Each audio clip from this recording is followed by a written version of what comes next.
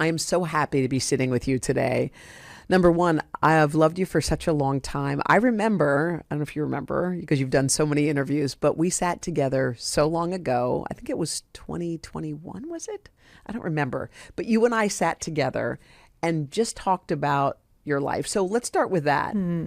Today, on this random rainy day in New York, how are you feeling? Like, where are you in your life? Okay, I adore you. I'm so happy to be here. Of course, I remember that day. It was peak pandemic. Yes. Yes. And, how am I doing? It's the most commonly asked question and the hardest one to answer honestly. So I'm doing really well today, health-wise, less well. But that has been this sort of ongoing work that I've been doing, which is trying to figure out how to hold the beautiful aspects of life with the harder ones in the same palm without things needing to be either good or bad. Is it about like where you fix your gaze, or is it much more than that, I think for me, the balancing comes in welcoming all of it. And not trying to shy away from the hard things or to compartmentalize, but to kind of note it, sometimes literally note it down. Yeah.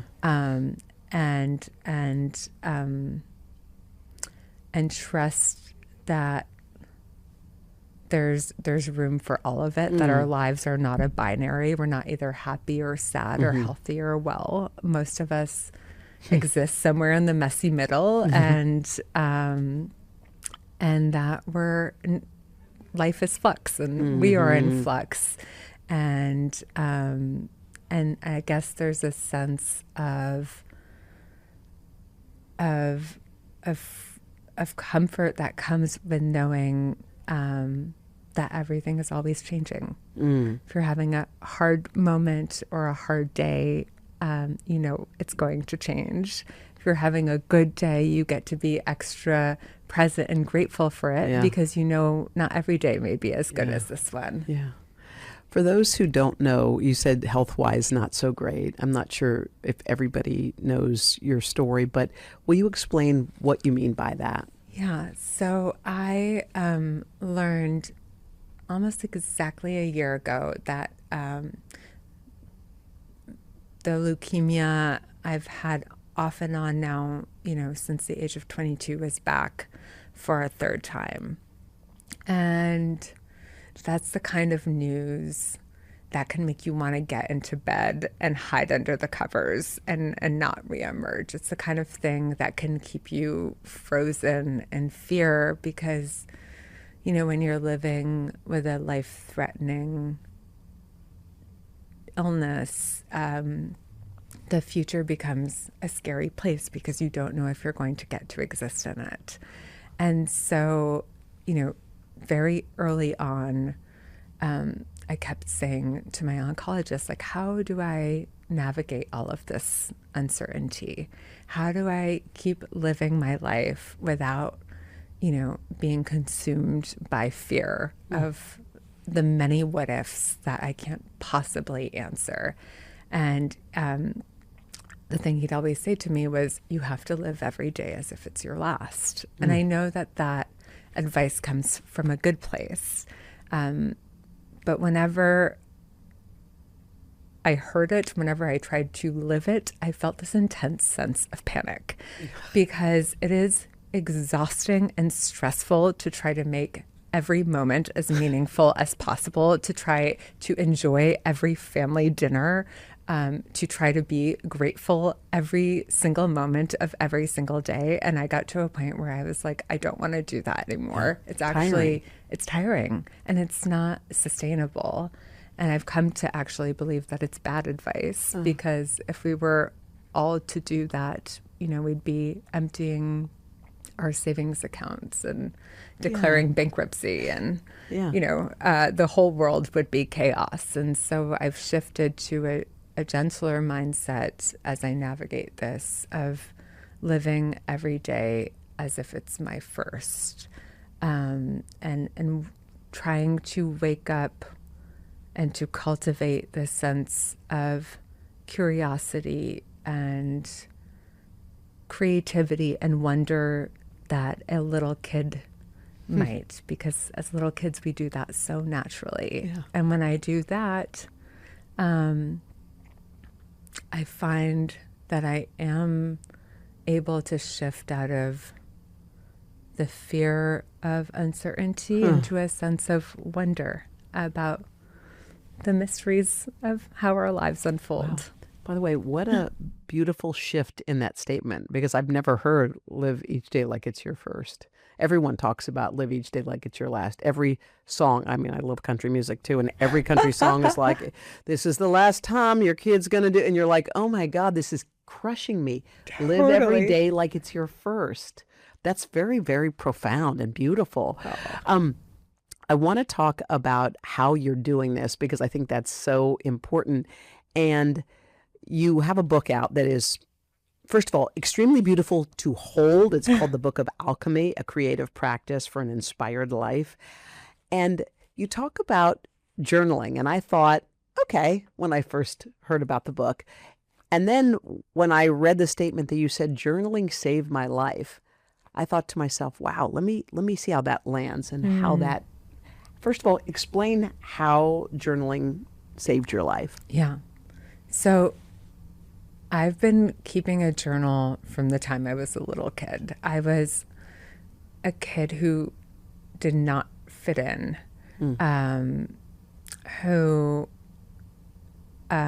really struggled to find that sense of belonging, and the journal for me was a refuge. It was a kind of hiding place and a finding place where I could sort of write my way back to myself, when I didn't always know how to find that sense of belonging and safety outside of the journal. But when I got sick at 22, the journal really became a lifeline for me. I was stuck in this hospital room for weeks and months on end, and struggling to figure out what to do with myself, how to process the fear and the anger and the sense of grief that comes with having the ceiling cave in on your life, and whatever plans it is that you had, and I really, it's called the Book of Alchemy because alchemy is one of my very favorite words in the English language. And I've always been fascinated by the kind of traditional notion of alchemy, of, transmuting something like lead, something considered base or worthless, into something precious like gold. But in that hospital room and in the privacy of a daily journal, I began to think about how I might alchemize this life interruption into something interesting and useful and maybe even beautiful. And so what that looks like for me was keeping a daily journal in the form of a 100-day project. And in Why the course, 100 days? You just needed. it was something I did with my friends and family, and we needed that sense of accountability and that container, because journaling seems like a pretty straightforward thing, but and I know you're a prolific journaler, but I think sometimes, especially when you're going through a lot, it can be scary to keep a journal. It's almost like too hot to touch. And so sometimes you need a sort of daily challenge or a goal in mind to get yourself going. Because how many of us have, bought a brand new journal, filled out the first few pages, left the rest blank, then bought another journal because that journal is ruined and you have to start all over again. But I needed something to kind of keep me going. How did you, because, okay, I'm imagining you in that moment. Yeah. You've got your journal. It's you and the beeping and all the sounds of a hospital room. How did you just not write about all of the, because I would imagine what was going on daily was horrible for you. And then it was more than documenting what was going on. What were you writing? So I think I struggled, perhaps like a lot of people do when they're keeping a journal, with feeling like I was just either chronicling my day. Yes. And then there's a kind of like episodic quality to it. Or I was writing only about the hard things, and which can be cathartic and necessary in its own way. But I started to notice a couple of things, that when I was feeling stuck in my life, I would get stuck in the same kind of thought loops and in the same kind of journal entries. And I really felt like I needed, I wanted to push myself beyond myself. And so what I started doing before opening the journal was reading a short passage of something. And it was often a journal of a favorite writer, like a Susan Sontag or a Joan Didion. And when I did that, it prompted me in a way. Even if I didn't relate to what I'd read, it had this kind of kaleidoscopic effect of like slightly twisting the chamber, and the light fell differently. And so that started me on this path of kind of philosophy of journaling. That's the foundation of this book, of a slightly more guided approach to journaling, because one of the things I love most about the journal is that it is stream of consciousness. There's no right or wrong way to do it. There are no rules. You come as you are. You don't have to be a good writer. It's not even grammatical writing. It can be lists. It can be sentence fragments. It can be doodles. But I wanted to find little prompts that could spark some new train of thought, that could sort of shift my thinking in an unexpected direction. And so I started doing that in the hospital. I started using it as a kind of reporter's notebook. I'd write about, the gossip that the nurses were sharing with me. I wrote about this guy, Ned, down the hallway from me, who was trying to mount a hunger strike amongst the patients because the meal trays kept arriving when the food's still frozen, like these little details.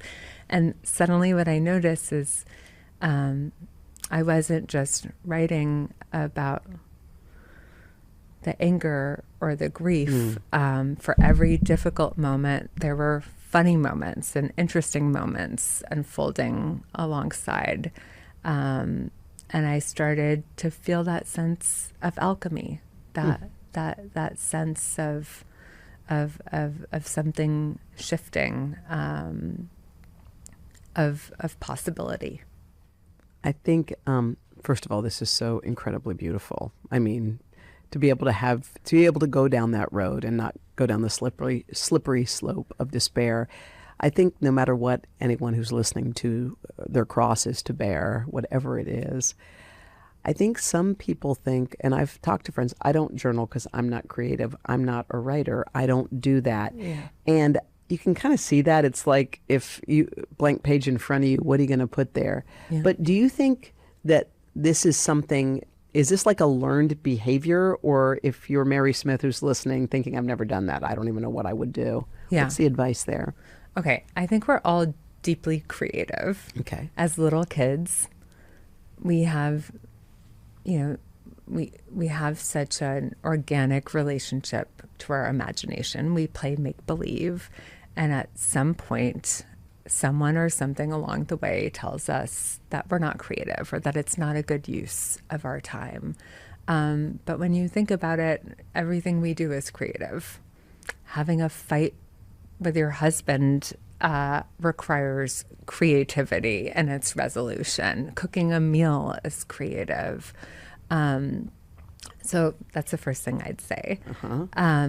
The second thing I'd say is I understand why the idea of a journal or even the blank page would be intimidating. And that's why I think having a container of 30 days or 100 days and having some prompts to guide you can be really helpful, whether you're a seasoned journaler or you've never tried it before.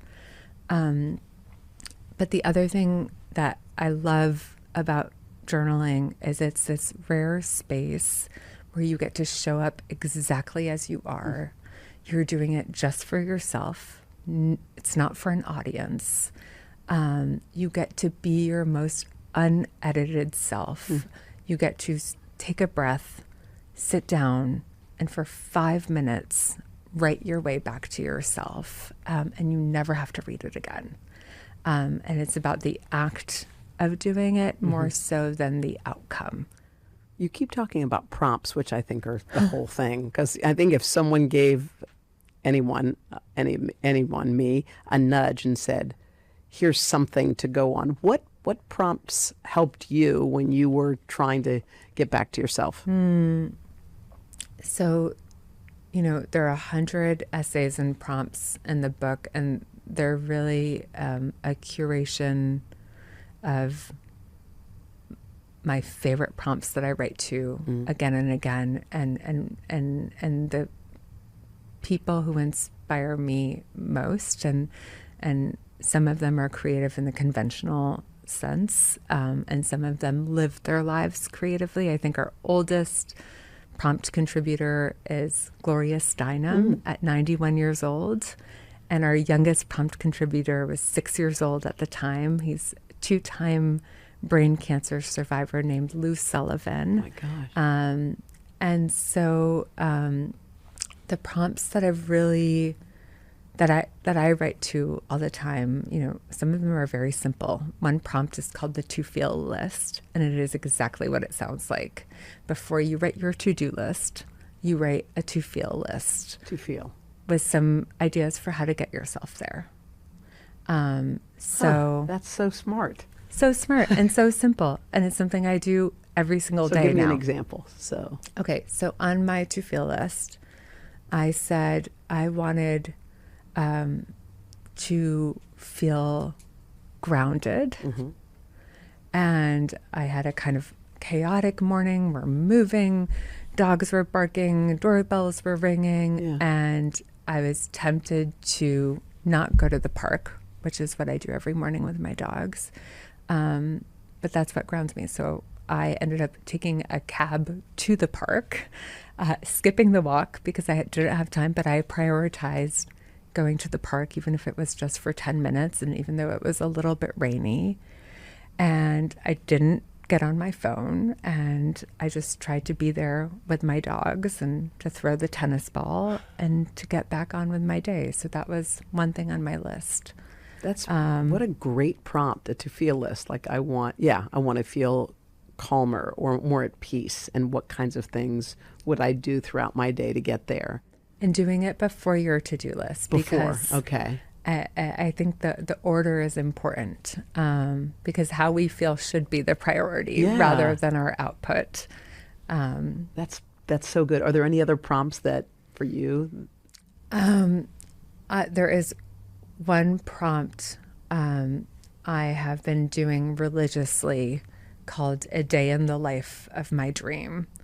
And that makes me wait, that, oh my gosh, that's beautiful. A day in the life of my dream. Okay.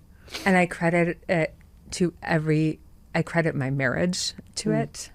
I credit so many of the most important decisions I've made. And I'm not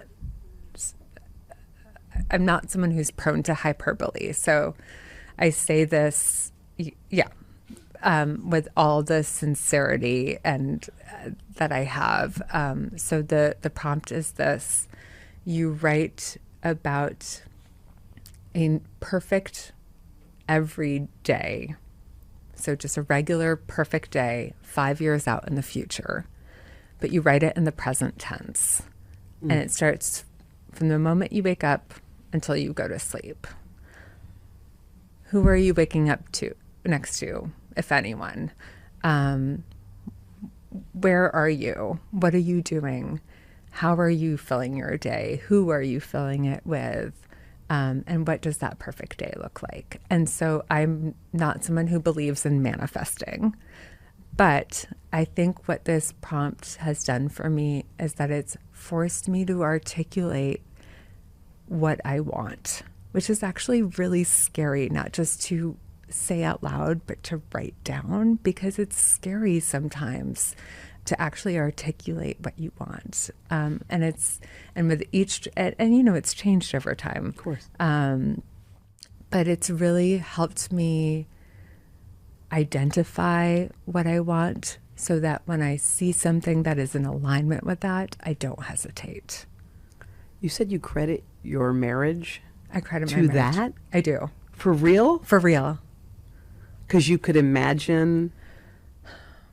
Because I was someone who, you know, was so afraid, I think, of marriage, in part because I took it so seriously. And I wanted to, you know, I think sometimes when you've grieved someone you love, it can make you guarded against new love, because new love opens up the possibility of more loss. And so I think I was protecting my heart. And that made it difficult for me to fully open up to the idea of what I think the best kind of relationships require of us, which is an unguarded heart. And so I kept trying to write these days in the life of my dreams in which I was somehow protecting my heart, but still having the kind of relationship that I wanted. And I was like, you know, I'd finish the entry and I'd be like, this is a lie. Like, I'm not actually buying this. It's not actually what I want. So then the next day I try again and again and again. And ultimately, you know, once I could get past my fears and whatever kind of lies I was telling myself, to the actual truth of what my perfect everyday would look like. It was not just with my husband, John, but it was a way of being with him. Oh, that's big. That's bigger than just knowing you have the right person. It's Exactly. how you were with him. Exactly. How did John Baptiste, by the way, who is like, you know, you two together are my favorite couple, sorry, forever and ever. And you two on the road with this book was like a sight to behold. I saw clips and it moved me to my core. I just wished it never, like I wanted it to keep going, just even for the small portions I saw. But when you articulated that to him, because I feel like you guys have known each other since band camp, how did he receive that? Or was he just patiently waiting for you to see what he already knew? Well, you know, I think it's funny. I credit journaling in more ways than just that one prompt to a relationship, because he came up with the idea early on during a period of time where we were both on the road, that instead of writing our usual journal entries, because he's also a prolific journaler, we would write them as letters to each other.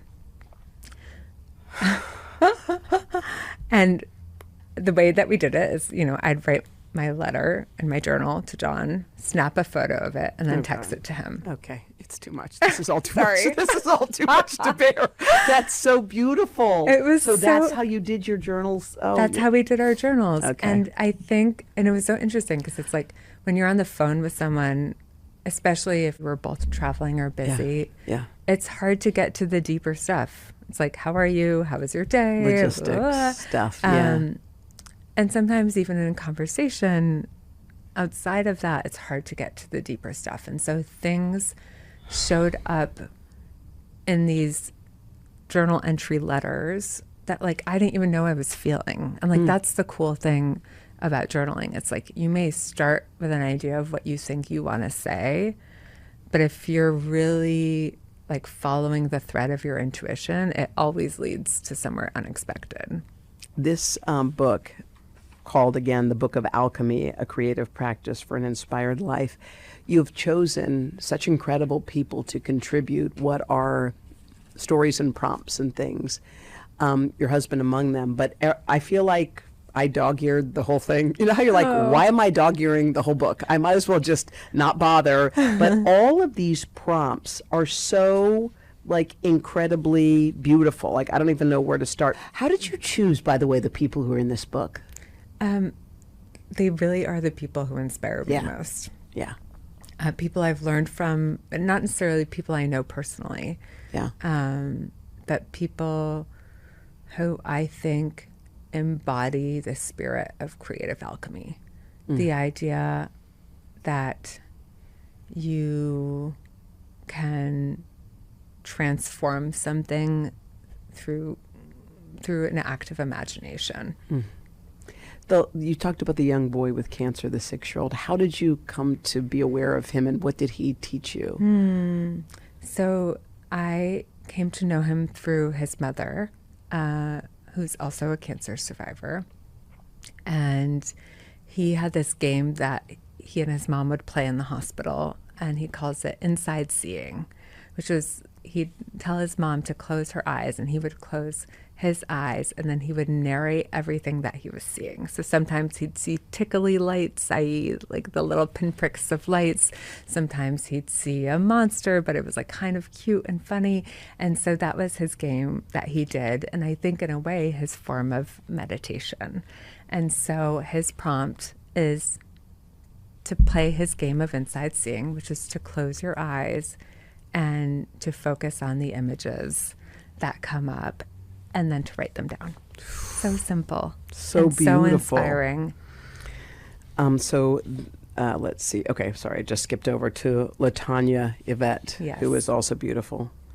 This is her prompt. Write a goodbye you wish you'd said or need to say. I don't think there's a single person listening who doesn't have a goodbye that they have yet to say or need to say, or even if it's never really too late to say that. Yeah. That prompt is so moving and beautiful. I love that prompt so much, because sometimes you want the perfect goodbye or the perfect sense of resolution with someone, and it's not possible for whatever reason. But that doesn't mean you can't still achieve it. I'm so fascinated by you and by this book. Okay, I like this one. This is from Laura McCowan. Tell me about her? Laura McCowan is a brilliant. She's a brilliant writer. She's written so vulnerably about her sobriety journey, and she writes about a big heartbreak in her life. And the way I organize, it's divided into 10 chapters and 100 prompts, so that if you want, you can make it your own 100-day project that you can do alone or with friends. But the titles of the chapters are thematic. So there's on love, on fear, on ego, on purpose. And the way that I arrived at those chapter titles was by rereading the hundreds of journals I've had since childhood, and noticing that the same themes kept coming up again and again and again at every phase of life from childhood to now. And so Laura is in the On Love chapter. I like her prompt. She says, without judgment, because we all do this, write about the ways you escape your pain. What do you think may be on the other side of these escapes? What are you trying not to feel or know? What might be possible if you allowed yourself to be present with those feelings and thoughts? I like this one. If you really knew me. Complete this sentence. If you really knew me. You can write one or many of these statements, then sit with them and ask yourself, what would your life be like if people knew these things about you? How would your circle of friends change? What about your job? I mean, these are all so like wows. But what I love about how you created this book, like you said, if you don't know what to write in a journal and you have no idea, if you even just crack this book open and on any page, you'll find a prompt that will lead you down a road. But you've got to be brave, right? You've got to be brave. And I'll say too, if it feels daunting to do this by yourself, do it with a friend. I've been doing, instead of like a book club, with my friends and a few of my coworkers, journaling club. Oh. Where we read one essay and prompt out loud, write to the prompt for 10 minutes, and then we don't have to share what you wrote because journaling is private and it's not, you don't want the pressure to make it pretty writing or anything like that. But then we talk about what came up, and I've had some of the best, deepest conversations with these people whom I've known for many years, and we've learned things about each other that we never knew as a result of it. And that to me is really the power of being brave enough to be in conversation with yourself, because when you're in conversation with yourself, you get to be in conversation with the world. I'm already thinking about like going home and trying these prompts, because I too have felt stuck. When I write in my journal in the beginning, I kind of write a little prayer, and I wrote, I usually write, "Dear God, thank you for this precious day." And I remind myself of this, a day that will only come one time exactly like this. It's a little bit about what you were saying, like live each day. Yeah. But I like live each day as if it were your first. But I try to remind myself, and in that I write, "Allow me to see all the love and lessons." I feel like so much of it I'm sprinting through. Yeah. And I was trying to, when I left the Today Show, the word unhurried kept coming. I was like, because I kept thinking, I'm in a hurry, but where am I in such a hurry to go? Where am I sprinting off to? Totally. So another interview, another meet but what is it about? It's like trying to remind myself to slow down, like to go in slow motion. And I think like so many of us feel that way. I feel that way. It's, we live in a world that is obsessed with productivity, and we're all just like tumbling headfirst into our days. And I don't know, it's like I get to the end of the day and my to-do list is somehow longer than it was when I started. And then you get up and do it all over again. And I think it's really hard to find, it's one of my favorite T.S. Eliot lines, but the still point in the spinning worlds. And no one's going to do it for us. Yes. You have to find the practices, the things that allow you to be unhurried. I love that word. You're caring for yourself. You're obviously doing that. But in what other ways do you take care of yourself? I feel like you put so much into the world, and it just seems that way from watching you. I don't know if I'm right, but your tank, you want to keep it full. So what do you do to make sure that you keep it full? It sounds so kind of silly. I schedule unstructured time for myself, and I have to schedule it, otherwise it's never going to happen. And I do this because in the moments when I've had a forced interruption in my life, those have always also been the moments, no matter how brutally difficult or heartbreaking they may be, where I've felt the most clarity about what's important to me.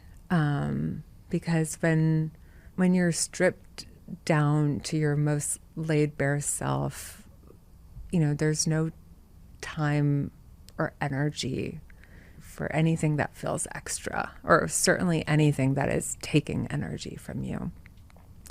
And I think in those moments of forced interruption, when I haven't had a plan, and I love a plan. I love my 1-year plans and my 5, I'm such a planner. So it's very hard for me not to have a plan. When I've made room for anything to emerge, I'm always so endlessly surprised by what comes out of that. And so, 3 years ago, I had a second bone marrow transplant and I couldn't journal. I temporarily lost my vision, and I started to paint. And I'm not a painter. I'm not a trained painter. I was just doing it to keep myself entertained. It was like a kind of visual journal. And I have fallen deeply, madly in love with painting in my mid-30s. And that's now all I want to do. It's not part of the plan, but I'm so happy that it happened. And so, yeah, I think, and it's not always, doesn't always have to be something like painting, but having scheduled time where I have zero expectations of myself is how I recharge. And that can look like painting. It can look like lying on the couch with a book. It can look like taking a nap. It can look like cuddling with our newest rescue, a tiny toothless senior dog named Lentil, who we are very obsessed with. But yeah, giving myself the permission to not do anything and not be anything is how I recharge. I so admire just how you live your life. I feel like there are many people, and myself included, who don't have an illness, who aren't living in such a way. Like, I know you're holding all things equally, but sometimes, like, you know, I'll obsess about the dumbest thing. I'll wake up in the middle of the night. I can't go back to sleep over something so ridiculous. Like, is my kid okay? Like, did I do that wrong? Oh God, am I ruining them already? You know, they're only 8. Like, what have I done? You know, and then I'm thinking to myself, like, you have a calm. I'm sitting with you, and I'm telling you right now, I have chills sitting next to you. I'm not sure what that is, but I think it's like you have something that's different, I think. Okay, let me go on record and say I too wake up in the middle of the night consumed with fear, worries, anxieties. Yeah. Why did I say that? Should I have said that? You know, whatever, the news. Yes. It's not that I don't have fear.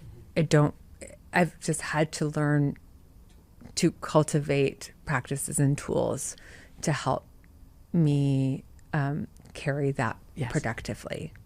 And so when I say, for example, keeping a journal saved my life, it's not that I somehow am more evolved or inherently calmer. It's that I've had to do it because the alternative, which is to, you know, be in despair or to be in fear,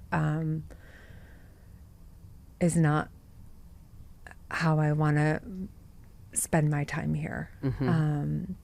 And so it's, you know, I think survival for me has always felt like a kind of creative act. It requires imagination. It requires improvisation. It requires collaboration. And so that's what I try to do. It's, you know, without making it too simplistic, and I think about this all the time. It's like I do not have a good prognosis, and I could, you know, sit with that and let it hijack my days and let it stop me from doing the things that I want to do, or I can take that fact and reality and use it as a springboard to do more of the things that make me feel most alive, to spend time with the people who make me feel most alive. And when I think about it that way, and when I'm able to identify what the small steps are that I can take to cultivating that sense of wonder that we were talking about, and creativity and curiosity, then I feel like I'm actually well, regardless of what's happening in my body and in my bone marrow. That's everything. That's everything. We call this podcast Making Space. So you've answered this in different ways, but if you did have one day, Suleika, that was just for you, from the moment your eyes opened until they closed at the end of the day, how would you fill that time with no obligations? You had nothing on the calendar. It was a clean slate. How would I fill that time? Probably it would be a day that involves hanging out with my husband, hanging out with our 3 dogs, journaling, and reading a book. Because what is more delicious than getting lost in a story? Simple. All the things you Having love. a phone call or a meal with a friend. All the things that I love with all the people I love most. Yeah, I love you. It definitely does not involve Zoom calls or conference calls or all the things on my to-do list. Exactly. I'm starting my to-feel list right after this is over. Suleika, thank you so much again. Thank Pick you, up the Hoda. book. It's called The Book of Alchemy, A Creative Practice for an Inspired Life. Thank you. Thank you. Thank you. Hey, thanks for watching. And don't forget, you can catch the Today Show every morning on NBC or take Today when you're on the go. Just follow the Today podcast on Apple Podcasts, Spotify, or wherever you listen.